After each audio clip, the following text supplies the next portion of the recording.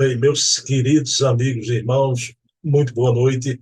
Estamos aqui, como acontece toda terça-feira, com o programa Hermínio C. Miranda, o grande escriba, sempre na companhia da filha do Hermínio, Ana Maria Miranda, numa conversa sobre a vida e a obra de Hermínio.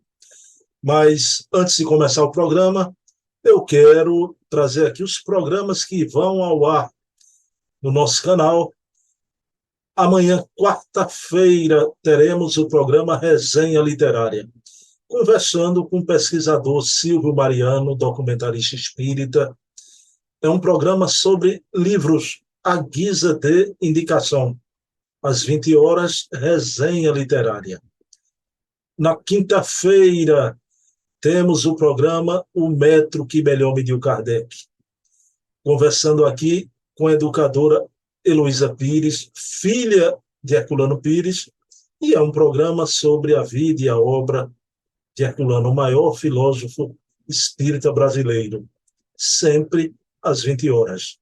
No domingo, temos aqui o programa Bezerra de Menezes, o Kardec brasileiro, com o historiador Luciano Clay, biógrafo de Bezerra, e é um programa de memória sobre a vida e a obra do Dr. Bezerra, Luciano, que traz fatos e documentos que o movimento espírita não conhece, atualizando tudo isso para a gente. Não é? É um programa de um valor inestimável. Bem, esses são os 4 programas semanais, todos às 20 horas. Hoje, o de Hermínio, amanhã, o Resenha Literária, quinta, o de Herculano, domingo, de Bezerra. Mas temos também os programas mensais, que só acontecem aos sábados. Todo primeiro sábado, conversamos aqui com Charles Kemp, com o programa Leon Denis, o apóstolo do Espiritismo. No segundo sábado, conversamos aqui com César Perry de Carvalho, no programa Memórias e Reflexões, que é um programa de memórias do César Perry e do movimento espírita, já que ele foi presidente das 2 maiores instituições do país, a FEB e a USI. No terceiro sábado, às 20 horas, temos o programa Portfólio Fontes Primárias, onde conversamos aqui com Adair Ribeiro, grande pesquisador, o curador do Museu ACOL, Allan Kardec Online, é aquele que detém hoje o maior número de documentos do alvorecer do Espiritismo, dos pródromos do Espiritismo, né? As fontes primárias de Kardec, de Amélie Boutet, dos médiuns, com a letra de todos eles e cada qual, um programa impressionante. E no quarto sábado, temos o programa O Eco da Imprensa Espírita, com Leonardo Marmo Moreira, articulista da revista Reformador e da revista O Consolador, e é um programa onde conversamos sobre o que sai na imprensa espírita do Brasil naquele mês. É o programa de maior visualização do nosso canal. Então, está aí 8 programas de memória, de historiografia, à disposição de todos. Mas vamos iniciar o programa da noite de hoje, elevando o pensamento a Deus, agradecer ao nosso Pai de bondade infinita por mais essa oportunidade ímpar de mergulharmos na vida e na obra do grande e velho escriba, Hermínio Corrêa de Miranda, conversando aqui com sua filha, que traz apontamentos valiosíssimos, lançando luz sobre muitos fatos da vida e da obra do Pai. Pedindo permissão a Jesus, a quem tudo devemos, iniciamos o nosso programa da noite de hoje. Meus queridos irmãos, vamos colocar aqui Ana Maria para conversar conosco mais uma vez. Pronto, meus queridos amigos e irmãos, já estamos aqui com Ana Maria Miranda, filha do grande escriba, para mais um Programaço Hermínio C. Miranda. Minha querida Maurien, tudo bom? Como é que você está, Ana? Graças a Deus, Bruno, tudo bem? Ontem caiu uma chuvazinha aqui, de repente foi um calor insuportável anteontem, ontem foi frio, e uma noite fria, choventa, hoje está chovendo e nublado. Graças a Deus, porque eu detesto calor. Deixa eu Muito cometer umas inconfidências aqui. Quero mandar um abração para o meu amigo, que é o CEO do portal Luz Espírita, Eri Lopes. Um abraço. Ana Maria me disse que bateu um papo ultimamente com o Eri, né? Pessoa maravilhosa, não é, Ana Maria? Olha, ele é um anjinho, ele parece um anjo. Ele fala com tanta tranquilidade, tão amoroso e tão um bate-papo muito carinhoso, muito feliz. Eu gostei demais. Gosto muito de conversar, gostei muito de conversar com ele que me ligou. Fiquei muito honrada, muito honrada. Ana, mas eu queria que você contasse para a gente, né? Um outro abraço que eu quero mandar aqui agora para a turma toda do CCDPE. Um abraço para a dona Júlia Neju, Oh, Pedro Nakano, esse pessoal todo eu já entrevistei, né? Adair Ribeiro, meu parceiro de programa. Ana Maria, eu queria que você contasse para a gente. O pessoal do CCDPE convidou a Ana Maria e está encetado aí, vocês vão fazer um trabalho conjunto, você vai colaborar num trabalho que eles estão fazendo sobre Hermínio, é mais ou menos isso? o que a Kátia, primeiramente, boa noite para a dona Júlia, que eu tenho o maior respeito. Pedro, eu amo de paixão. A Kátia, eu amo de paixão. Todo mundo eu amo de paixão lá. Eles estão lá com os livrinhos do papai, né? Os livros que eu mandei todo o papai para lá. Mas a Kátia me telefonou dizendo que eles vão começar no dia 17 de setembro a estudar o cristianismo primitivo e começar a estudar lá. E se eu podia fazer uma biografia do papai no dia. Aí eu fiquei muito preocupada, porque para falar com o CCDPR, falei, "Ah, meu Deus do céu, eles sabem tudo, né? Eu não sei nada, como é que eu faço? Mas falar sobre a biografia do papai eu posso, muito rudimentarmente, mas posso. Então eu acredito que eu vou aceitar. Mas foi uma honra muito grande para mim. E isso me trouxe também uma conversa muito interessante com Pedro Nakano. Nós trocamos figurinhas sobre algumas coisas e ele ficou muito feliz pelo que ele me deu a entender. E eu estou muito animada com isso, porque, nossa, fazer parte de uma coisa do CCDP é muito honroso. Eu já fiz uma vez com a Kátia, quando eles acabaram de estudar o Diversidade dos Carismas. Eles me convidaram para a aula final. E fui, gostei demais. São gente muito boa mesmo. Assim, escola, absolutamente. O Pedro Nakano é muito calmo, né? Muito tranquilo, Ah, né, Ana? parece um amigo que eu tenho há milhões de anos. Muito tranquilo. Agora, eu vou dizer uma coisa, viu? O Pedro Nakano é muito calmo, o Adair Ribeiro é muito calmo, mas eu não citei ela no início, vou citar agora. Quem é a locomotiva do CCDPE, Não né? precisa nem dizer. Dinamismo se chama Dona Cátia Penteado, minha amiga. Eu sempre coloco no grupo do CCDPE os vídeos da gente. Toda vez que eu boto um vídeo seu, Ana, lá do programa da gente, a Cátia Penteado bota um coraçãozinho, né? Então, Cátia, beijo na alma, né? Pessoa maravilhosa, né, Ana? A Kátia foi a primeira pessoa com quem eu falei, né? Da primeira vez que ela me pediu, mas ela foi de uma gentileza comigo. Ela viu que eu estava muito nervosa. Ela me acalmou, ela conversou comigo na frente dos alunos que estavam lá, né, das pessoas, dos alunos não, da turma dela que estava estudando. Ela é um amor de pessoa. Eu amo ela de paixão. Eu acho, quando eu amo de verdade. Que bom. Não tenho meio termo. Que... Muito bacana. Estou gente da mais alta categoria, sinceramente. Fico encantada.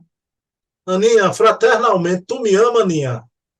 Você é do coração daqui, do lado de cá, olha, muito. Te agradeço muito por tudo que você me ajuda, me tolera, me aguenta, minhas pesquisas de porcentagem, isso tudo. Ana, com relação a você, eu vou dizer o que dizia o poeta Gibran Khalil Gibran, né? Ele dizia assim: Quando você amar alguém, você diga assim: eu estou no coração de Deus, né? Então, toda vez que eu vejo Ana Maria, o meu sentimento é esse: eu estou no coração de Deus, Ana. E Muito amo muito obrigada. desde sempre, viu? Idem, idem, pode ter certeza. Muito Pessoal, obrigada. Ana, vamos lá, vamos deixar Vamos, de conversa fiada, vamos trabalhar, Ana, né? vamos trabalhar. Porque a gente ganha aqui tem que trabalhar muito, né? O bônus hora é você com seu pai lá no plano. Que nós ganhamos, lá de cima. Ana, veja bem, em determinados momentos da humanidade, né, espiritualidade não improvisa nada, é um planejamento adrede feito, né, nas alturas espirituais. Vem um grupo de almas em determinado campo, né? Hoje a gente vai até falar nesse setor, que é o setor da psicologia, da incursão, né, nas vidas sucessivas, das regressões de memória, né, da reencarnação.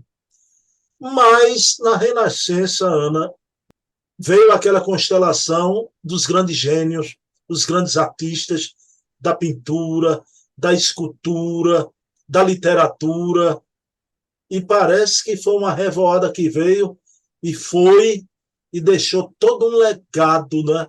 Luzes na arte da terra.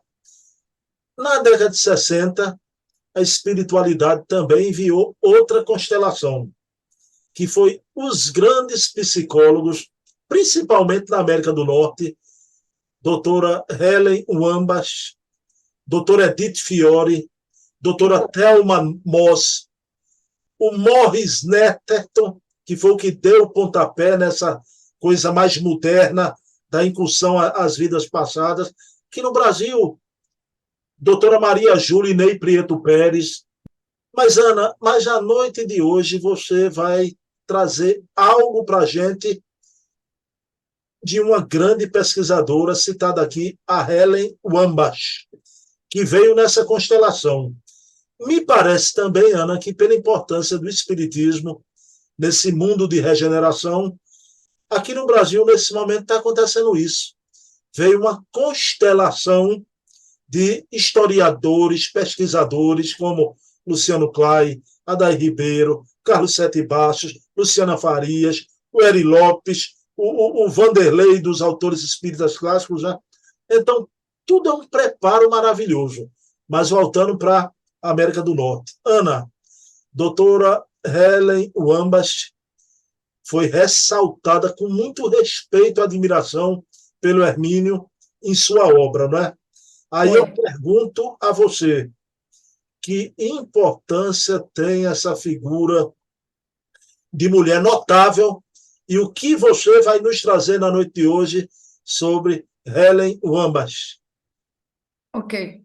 Com muito respeito por ela, que eu não, logicamente não conheci, mas papai era absolutamente fã dela.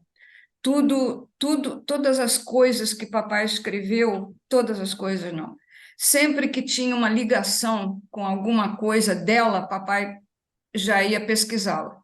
Então, eu peguei o Nossos Filhos São Espíritos, tinha 2 artigos sobre que ele pesquisou, as coisas que ela falou, e mais um no Reformador, mas o do Reformador mais ou menos que corrobora o que está nos Nossos Filhos. Mas a doutora Helen Wambach, ela teve uma importância assim luminosa na época em que ela viveu, e ela viveu pouco. Ela nasceu em 1925 e faleceu em 86. Ela só viveu 61 anos, o que eu acho tão pouco para uma pessoa tão luminosa quanto ela, entende? Ela tinha que viver eternamente, mas paciência. E ela tem livros incríveis. Um dos livros mais interessantes dela que o papai achava era o Life Before Life, ou seja, a vida antes da vida.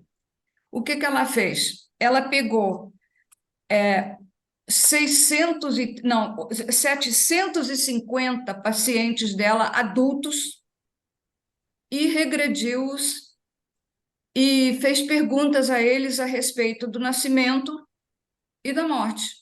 O que tinha acontecido entre o nascimento e a morte? Ela teve uma resposta de 84% dos 750 com quem ela se comunicou. As respostas deles às perguntas que ela fez foram inacreditavelmente inacreditáveis, porque os bebezinhos, os fetos ela perguntou antes da vida, né? Antes deles nascerem, o que aconteceu? Então, eles reportavam para ela, eles conseguiram passar para ela essas impressões. Então, naturalmente, que vocês vão me perdoar, eu vou ter que ler algumas coisas, porque cada um fala uma coisa e são muitos. Então, eu vou fazer rapidamente. Então, ela começou a perguntar para que nascemos? A pergunta dela, depois do espírito regredido, ela perguntou para ele, para que nascemos? Então, começaram as respostas. A resposta diz assim: morrer constitui habitualmente uma experiência agradável, pelo seu conteúdo libertador. Então, para eles, a morte era uma libertação. Contrariamente, nascer traz um componente de incerteza, de melancolia, de inquietação ou de franco desgosto. O espírito, ainda na cabeça dele de feto, ele respondeu isso para ela. Bom, aí o papai cita alguns exemplos que tem nos nossos filhos são espíritos, né? De onde eu tirei isso, e também do Reformador. Então, na realidade, a doutora descobriu que não se tratava de reclamações, não, das pessoas regredidas. Elas estavam apenas tentando explicar o que elas tinham sentido naquela ocasião, né? Então, as impressões desagradáveis ou negativas nos primeiros instantes de vida, quais foram? Aí um deles disse assim: eu nasci para estabelecer um novo relacionamento com pessoas a quem devo, mas suas impressões desagradáveis ou negativas nos primeiros instantes da minha vida. Ele veio para, tipo, conciliar. A intenção dele era ter uma vida para conciliar as coisas que ele não tinha conseguido. Aí ele diz assim: o outro diz assim, meu objetivo foi conciliar-me com pessoas, novamente. O outro disse assim, escolhi nascer como mulher porque ela é mais amorosa, mais expressiva e ligada em si mesma. Sinto que o meu lado feminino é melhor para refletir tais aspectos na vida. Foi por isso que ela escolheu ser mulher. Pois bem, sobre essas situações que eu li, o papai diz o seguinte, que ele ficou muito impressionado com a resposta de uma determinada pessoa que ela entrevistou, que disse assim, a 18% dos 630 que responderam a 84% que responderam à pesquisa dela, uma pessoa disse uma coisa que o papai achou muito linda. Ele disse assim, a doutora Wanbach disse o seguinte, 18% de meus pacientes disseram ter vindo para essa vida para aprender a doar o amor, doar o amor, ou seja, aprender a amar. Ele não devia ter conseguido fazer isso quando ele nasceu, da primeira vez. Mas quando ele nasceu, ele veio com essa vontade de aprender a amar e doar o amor dele. O papai disse que linda essa resposta dele. Bom, dos 750 pesquisados na época pela doutora Helen Wambach, 84% se lembravam de detalhes incríveis. Eu vou contar. E vou contar, vou ler para vocês o que eles disseram. Alguns deles só se incorporaram ao feto após 6 semanas de gestação. E papai diz que ele jamais poderia duvidar da doutora Helen, imagina, uma pesquisadora de escola, mas que talvez alguns aspectos das entrevistas dela, dependendo da pessoa que ela entrevistou, podiam ter sido um pouquinho mais bem pesquisados, porque eram as impressões da pessoa e talvez não tivessem sido bem explicadas. Então, era aquilo que a pessoa se lembrava de quando ela nasceu. Ele já era um adulto, conversando com a doutora Helen, mas ele estava se lembrando dele na barriga da mãe ainda, no íntimo da mãe, né? Então, ela, ele disse que necessitava de um pouco mais de pesquisa, algumas coisas. Então, uma pessoa, o papai disse, e o que ele falou foi o que ele lembrou, mas nem sempre o que ele lembrou foi o certo, ou foi aquilo mesmo, ou teve alguma outra coisa que ele esqueceu de falar mais importante. Então, porque o papai disse que desde as primeiras semanas de gestação, e como regra geral, para cada feto há um espírito já indicado, ou pelo menos já em preparo para renascer. Então, ele diz que se acoplou ao feto com 6 semanas de gestação, o papai já lembrou desse detalhe, que geralmente já tem um feto preparado para aquele bebê na hora que ele é concebido. Pois bem, aí a doutora Wambach, ele repete aqui o que a doutora Wambach escreveu. Então, ela escreveu o seguinte: o que os adultos falaram de quando eles nasceram, né?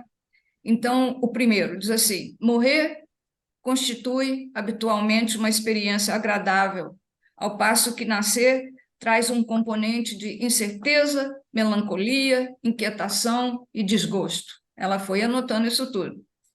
Aí ele diz assim: o feto de um estágio dentro do ventre materno, onde se encontra em ambiente silencioso, é tépido, é escuro, é aconchegante, é confortável e, por vezes, abrupta, de repente. Por quê? Pode ocorrer de ter que fazer uma cesariana, né? A mãe está com as contrações, mas não estão chegando ao efeito. O feto está lá quietinho na bolinha dele, mas de repente os médicos decidem, não, tem que induzir o parto, tem que fazer uma cesariana. Aí começa aquele corre-corre dentro da sala de emergência que a criança sente. Ela sente direitinho aquilo que está acontecendo. O que está acontecendo? Barulho e luzes e não sei mais o quê, e ela está vendo aquilo tudo. Bom, então ela sente que ela está sendo empurrada para sair e, de repente, ela sai.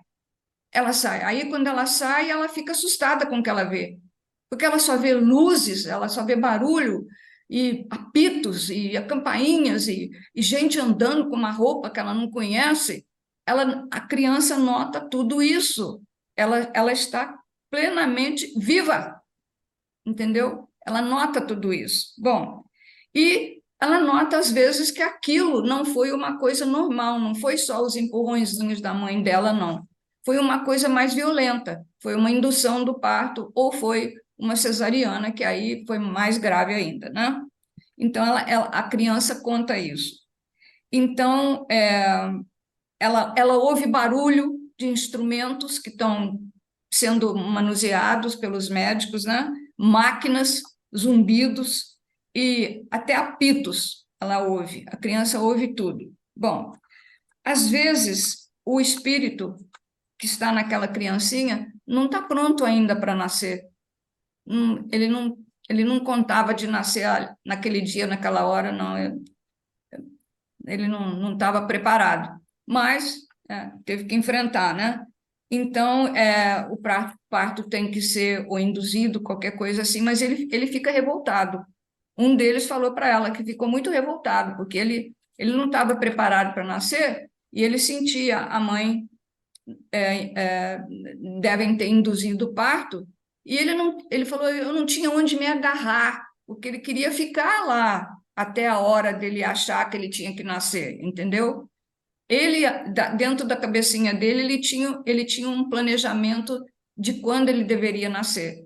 Mas quando começou a induzir o parto, qualquer coisa assim, aí ele sentiu que a mãe já não fazia aqueles movimentos ou fazia mais forte, e aí ele teve que nascer, mas ele não gostou. Ele se manifestou contra isso, né? Então, nesse caso, há consequências mais sérias, como, por exemplo, ele estava no canal do nascimento, certa a força continuava empurrando ele para sair e não havia onde ele se agarrar para ficar, como ele explicou. Imediatamente após o nascimento, ele sentiu um súbito impacto, ou seja, que ele saiu de dentro da mãe e sentiu frio, e sentiu luzes brilhantes, e gente usando uma roupa diferente, e um ambiente assim meio que hostil. Ele sentiu aquela hostilidade, embora não fosse uma coisa assim violenta, né? Outra criança se disse que estava indignado, porque ele foi forçado a nascer antes também do que ele queria. Não era possível, que ele não aceitava isso. Ele tinha um tempo determinado para nascer. Aí o papai escreve o seguinte, parafraseando a doutora Wambach, papai diz que quem está ali vivendo a traumática experiência do nascimento não é um bebê inconsciente, ignorante e desligado de tudo, mas um ser adulto e amadurecido na plena posse de seus poderes e recursos intelectuais, aquele bebezinho. Muitas vezes até se percebe uma inteligência superior e uma experiência de uma amplitude e profundidade impactante. E tem mais: a criança pode até captar o que se pensa ou o que se sente daquelas pessoas que falam na sala. Ele entende, ele capta e ele sente que os médicos estão falando um com o outro. Muitas vezes ele sente uma certa falta de vontade dos médicos estarem ali naquela hora, ele sente que a enfermeira está preocupada com o neném que ela deixou em casa, que não estava bem, ele sente tudo isso. Ele não é só um bebê que está nascendo, que não tem nada, não. Ele é um ser já amadurecido. Outras impressões colhidas pela doutora Wambach foram as seguintes. Uns bebês percebiam que eles estavam sendo tratados com muito amor, né? Com dignidade, com interesse, e outros sentiam que estavam sendo rejeitados ou considerados meros objetos. Então, eram médicos fazendo aquilo que eles fazem todo dia, mecanicamente, sem ter um sentimento, uma emoção, né? Então, a frieza profissional, a pressa do médico, né, e das enfermeiras, ou o sentimento de rejeição demonstrado até pelo que o feto sentiu da própria mãe, que não queria ele, ou o pai que não o desejava, tudo isso ele sente. E a doutora Wambach foi ficando cada vez mais impressionada com aqueles depoimentos e continuou. O outro disse assim, que ele juntou seu corpo no momento do nascimento. Mas a minha impressão, disse ele, o cliente da doutora, a minha impressão é que após o meu nascimento, o médico não precisava ter me dado um tapa tão violento quanto aquele. Para quê? Não havia necessidade daquilo. Mas eu senti uma coisa, ele estava com uma bruta de uma ressaca da véspera. Ele tinha bebido umas e outras e ele estava danado da vida ali. Ele queria acabar com aquilo o mais rápido possível. O feto, o neném sentiu isso. Eles sentem, eles têm esse poder de sentir na hora. E o outro disse assim para a doutora: parecia que os médicos não sabiam que eu estava consciente e me tratavam como um não ser, mera coisa de um objeto. A senhora podia me dizer como é que eu podia entrar em contato com esses médicos? Perguntou para a doutora. Ele ficou tão danado dos médicos estarem tratando ele de qualquer maneira e não um bebê, tarará, que ele queria conversar com os médicos a respeito. Olha só, as reações das criancinhas. E ela cada vez mais assustada e surpresa com as coisas, né? Então, uma criança, ela disse que deixou um depoimento que ela achou muito interessante. Ele dizia assim: eu me sentia tão bem dentro da tepidez do útero e as contrações musculares que me forçavam a descer. Eu estava experimentando esse movimento para baixo quando, de repente, eu só vi uma luz intensa e meu rosto todo se contraiu. Eu percebia vagamente alguns pensamentos dos médicos e das enfermeiras e seus sentimentos. Não era bem eu que estava ali presente, que estava aceitando essas ideias, porque olha só o que essa criatura disse para a doutora. Porque eu achava que no meu estado bebê não era para estar tendo aqueles pensamentos. Ele se analisou e disse: eu não podia, um bebê não podia estar sentindo aquelas coisas. Não podia, não era isso. Então ele ficou desapontado e, pediu e falou com a doutora que ele achava que ele não tinha direito de ter aqueles pensamentos ainda, ele ainda não tinha estrutura como bebê para ter aquele pensamento, mas ele teve, ele conseguiu. Então, é uma coisa completamente fora dos padrões, né? Então, o que estava acontecendo com esses bebês era o quê? Eles se comunicavam com as pessoas que estavam na sala de parto telepaticamente. Telepaticamente. Eles viam o que acontecia e reportavam dentro de si aquilo. Outros disseram que os profissionais estavam manipulando o seu corpinho sem nenhum sentimento de amor, era uma coisa mecânica. O médico veio, botou a roupa, a enfermeira veio, chegou a hora do neném nascer, fez as contrações, tirou, botou em cima de uma mesa lá, enquanto eles iam desligar os aparelhos e tal. Não tinha amor, não tinha emoção. Eles sentiam aquilo, aquela rejeição, uma espécie de uma rejeição, né, do corpo médico, que não havia aquele amor que eles vê um neném acabando de nascer, a mãe em dor ainda, né? E o bebê era capaz de entender aquilo tudo. E o outro reclamou que, assim que ele nasceu, colocaram ele numa, numa mesa, ele fala mesa, deve ser uma mesa de aço inoxidável, qualquer coisa, coberta, alguma coberta, e foram fazer outra coisa, os médicos. Eu já tinha feito parto e tal, desligar os aparelhos, qualquer coisa assim, né? E ele sentiu que o líquido amniótico, né, com o qual ele tinha vindo, a luz, né, começou a secar. Começou a secar e como que apertar o corpinho dele, porque eu secava e começava a apertar o corpinho dele, e começou a dar uma coceira nele. Então, finalmente, chegou uma enfermeira para dar o baninho nele, né, depois que ele nasceu, mas ela trouxe uma esponja que era muito dura e machucava ele, a pelinha dele, quando ele foi tomar o baninho. A gente não acredita que essas coisas aconteçam, né, Bruno? Inacreditável, né? E ele disse assim: existe um jeito de eu voltar para casa? Perguntou para a doutora. Existia um jeito de eu voltar para casa? Ele queria voltar para o útero da mãe. Ele queria voltar àquela vidinha que ele estava levando lá, mas não para ser tratado desse jeito, para ser posto em cima de uma mesa, o líquido amniótico secando, dando coceira nele, ninguém cuidando dele, tratando da vida deles lá, não sei fazendo o quê, e ele lá sentindo aquelas coisas todas. Ele falou com a doutora: não dava jeito para eu voltar para casa? Eu queria voltar para casa. Falou assim.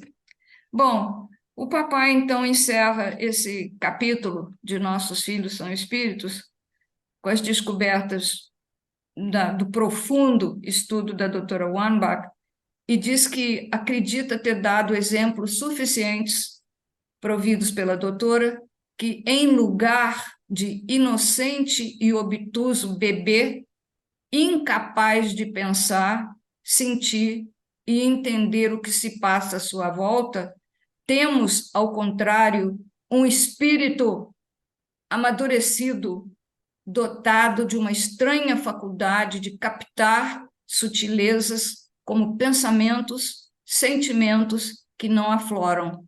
Olha, um bebê passar por isso tudo.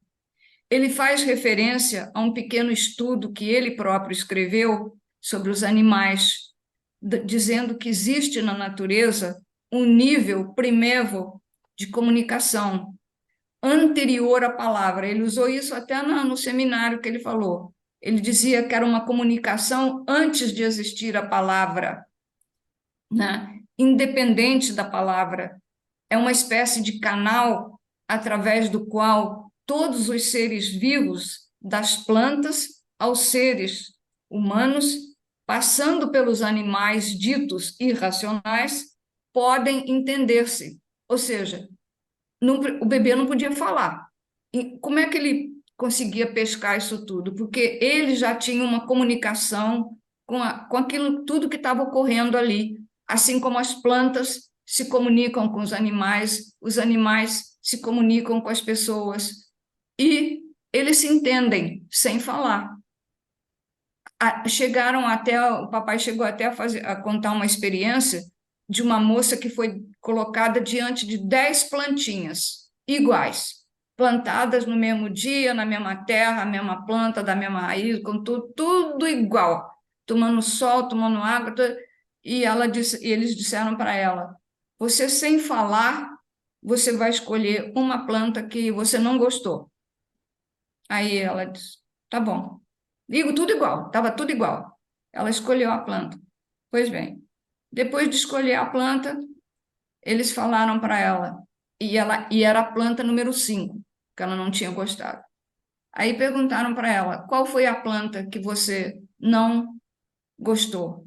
Ela falou assim: foi a número 8. Sabiam que ela tinha mentido, ou ela mudou de ideia à última hora. Você sabe que a plantinha número 5 caiu? Ela teve um movimento. Então, até as plantas sentem as coisas. E se você falar para uma planta, botar 2 plantas, essa experiência também ele conta num outro livro. Se botar 2 plantas, foram plantadas no mesmo dia, na mesma terra, pela mesma pessoa, do mesmo jeito, com todo carinho, tomaram sol, tomaram água. Um dia, a pessoa que cuidava dela jogava água numa delas e na outra não jogava. No outro dia, uma folhinha está meio quebradinha, ele ia lá, cortava devagarinho, jogava fora. A outra, a folhinha apodrecia, não mexia. Resultado, a plantinha que foi maltratada morreu. A plantinha que não foi maltratada ficou linda e sobreviveu e deu alegrias, né? As plantas entendem os tratamentos também, sem falar nada. E se você também pegar uma plantinha maravilhosa, linda, feliz da vida, e começar: poxa, mas você está ruim, hein? Você piorou muito da semana passada para cá. Mas nós te demos tudo, te demos alimento, te demos água, te demos sol, te demos sombra, te demos chuva, qual é a tua, né? E você está desse jeito, a plantinha ela vai murchando. Ela, sem querer, ela vai no dia seguinte, ela está com uma outra cara, ela está com outro sentimento, ela sofre com o que ela ouve. É uma coisa anterior à palavra, anterior que ela estava sentindo. Bom, então, papai diz que não é necessário que alguém nos fale para que possamos sentir a hostilidade. Os médicos, quando estão tratando lá do bebê que acabou de nascer, eles não precisam sacudir o neném, dar um tapa no neném, qualquer coisa, para o bebê sentir que existe uma hostilidade naquele médico com relação àquele bebê. Eles sentem que o médico não está feliz ali naquela hora fazendo aquele parto. Ele preferia estar em outro lugar, com a namorada dele, ou com os filhos, com seja lá o que for, numa farra. Não, mas a criança sente isso. Não precisa pesquisar muito, não. Pois bem. E outra coisa também que eles sentem, os médicos não precisam falar nada sério com ele, nada assim que não seja afetuoso. Podia, existem bebês que sentem que os médicos tinham vontade de dizer, puxa vida, mas que criança feia, né? Podia nascer um bebê mais lindo. Eles pensam isso, né? Coitado da mãe, vai ter problema, né? Não sei o que e tal. O bebê sente aquilo. Ele sente aquilo e contou para a doutora que ele ficou muito triste, porque ele sabia que ele podia ser feio, mas que a mãe ia gostar dele, né? Pois bem, o papai diz que os bebês sentem as coisas e se comunicam com, com eles mesmos pela telepatia. A telepatia é uma conversa à distância, né? Não é uma conversa naquela hora que está acontecendo. Eles sentem e vão ver depois o que eles conversaram. E ele fala que a grande maioria, a doutora Wanbach fala que a grande maioria dos pacientes dela, ao expressarem seus pensamentos a mim, a ela, após a experiência, confessaram-se perplexos acerca do material que emergiu e me disseram que precisariam de algum tempo para digerir aquilo tudo. As próprias pessoas que responderam 84% da pesquisa dela, dando essas informações e muitas mais, elas ficaram tão surpresas com o que elas disseram, fetos ainda ou bebês recém-nascidos, que elas adultas agora, não conseguiam entender como que aquilo podia ter acontecido. Então, pediram à doutora que desse tempo para eles poderem pensar em tudo aquilo. Imagina você. Ela própria ficou, não assustada, mas muito surpresa com essa reação das pessoas.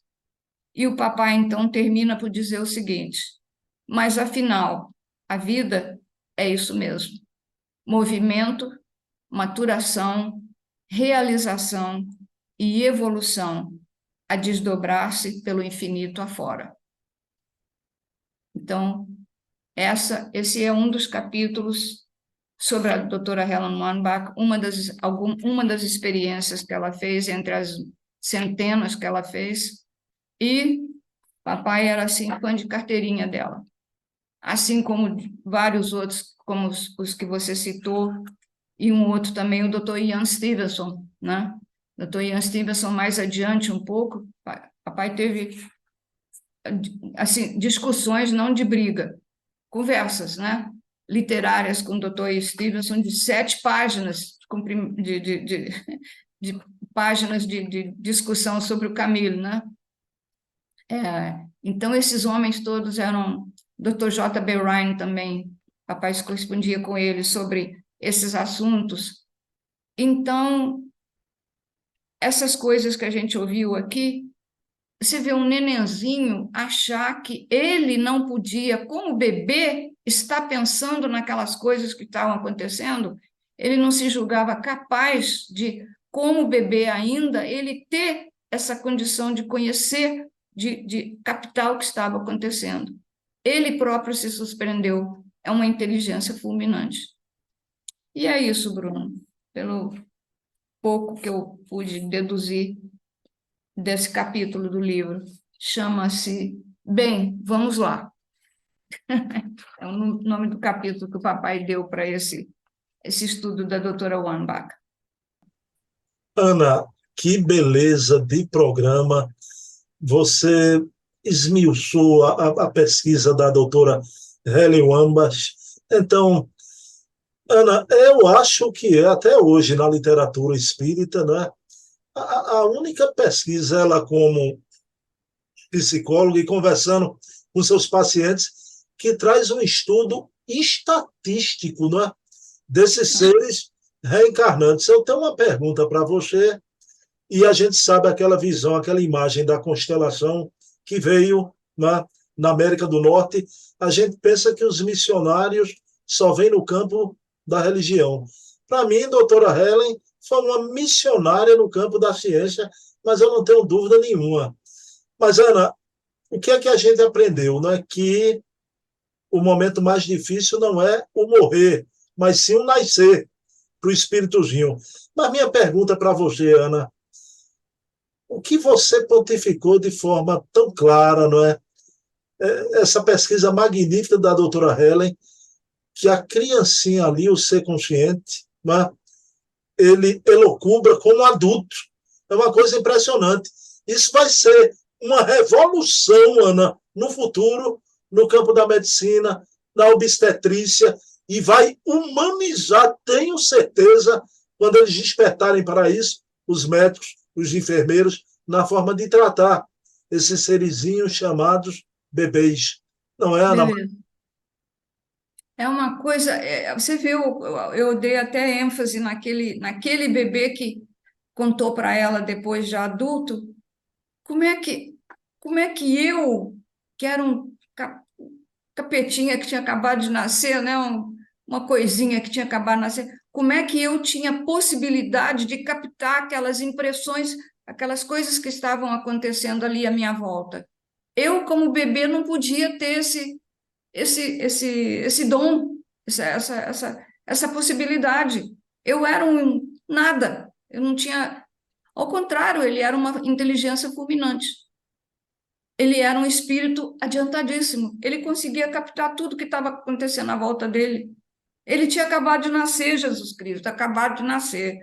Fazia 2 minutos, ele já sabia tudo que estava acontecendo à volta dele. Como é que pode uma coisa dessa? E eles tanto que dos 750 que ela entrevistou, 84% respondeu. 84% das pessoas responderam a ela. E quando ela contou para eles, o gravado, tudo, né, que eles contaram para ela, assim, eles ficaram tão tomados, as pessoas que responderam, que pediram a ela tempo para pensar no que ela tinha acabado de apresentar a eles. Nem eles acreditavam no É, que tinham dito. há mais mistérios entre o céu e a terra do que supõe, na nossa vã filosofia. E o Hermínio, pessoal, por favor, os pais, não é? Os casais jovens que estão encetando a vida, compre a obra do Hermínio, né? Nossos filhos são espíritos, que é uma obra magnífica, né? E é um encanto. A gente vê uma pesquisadora americana, né? Um estudo desse, né? Então, e é a importância de Helen Van Basten, que está fora da nossa bolha, né? Está fora da É, caixinha, mas ela vem ratificar absolutamente tudo que os espíritos dizem a respeito da reencarnação, né? Então, é, é bela. A vida é muito bela. é. É o que o papai diz, né? É muito bela e é muito interessante a inteligência já incrustada na mente da criança, né? No espírito dela, né? Como esse bebê que achou que ele até não podia estar pensando daquele jeito, como ele era um bebê, afinal de contas, não era nada ainda, não sabia nada. E ele sabia tudo. É impressionante. Ana Deus, Maria, então, agradecendo, né, por essa noite tão linda, né, um programa especial, né, sobre o nascer. Nós, os espíritas, que pontificamos tanto sobre a preparação para a morte, né, mas em vida a gente já está vislumbrando, né, o reencarnar, o renascer. Quando a humanidade se apoderar desse conhecimento, Ana, isso vai facilitar muito. Não só a preparação para a morte, a educação para a morte, mas também, desde já, não é? Vai diminuir essa dificuldade do reencarnar, uma humanidade do futuro. Reencarnar, os espíritos não vão ter mais medo e vão ser recebidos com amor, com afeto, todo momento, pelos médicos, pelo pessoal da área da saúde humana. Não é? Ana Maria Miranda, Mary Ann, tu faz a prece final. yes, sir. Faça a prece. Ok. Meu Senhor, o Senhor é que tem a possibilidade de nos dar a vida, né? Hoje, aqui, agora, para ouvir essas coisas aí e acreditar. Os próprios bebês não acreditaram, precisaram de tempo para pensar, porque são coisas que só o Senhor podia intuir e incutir na cabecinha de um bebê que viu a luz, né, pela primeira vez, que ouviu um barulho diferente pela primeira vez. Ele estava quietinho lá dentro da bolinha dele, com tépidozinho, tudo gostoso, alimentação, tudo, né? E, de repente, ele aparece no mundo e vê coisas estranhas, e ouve barulhos, e sente frios, e sente medo até, sente sensações, sente sentimentos que ele não gostaria de sentir,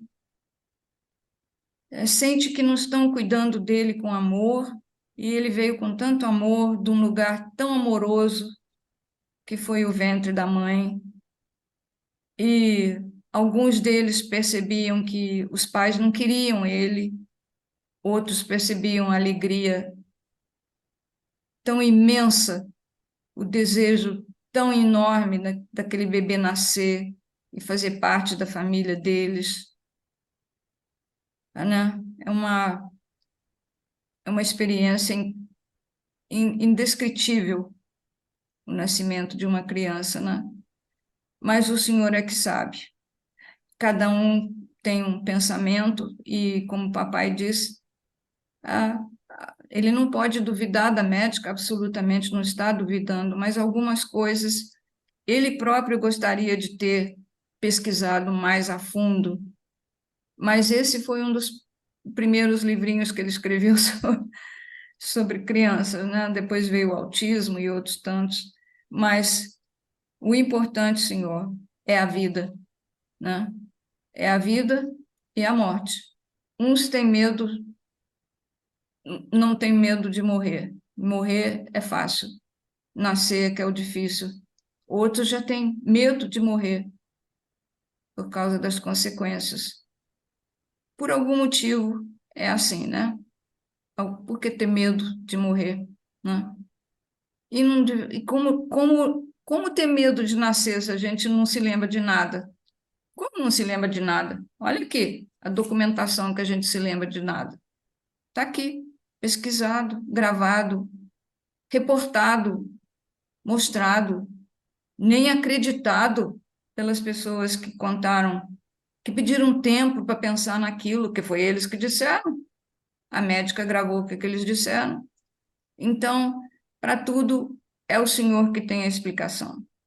Nós recorremos ao Senhor para tudo e pedimos ao Senhor que abençoe todos os bebezinhos que tiverem que nascer, que nasçam com saúde, que nasçam felizes embora vão sair daquele lugarzinho gostoso onde eles estão, mas vai se descortinar diante deles uma vida fantástica com a sua graça.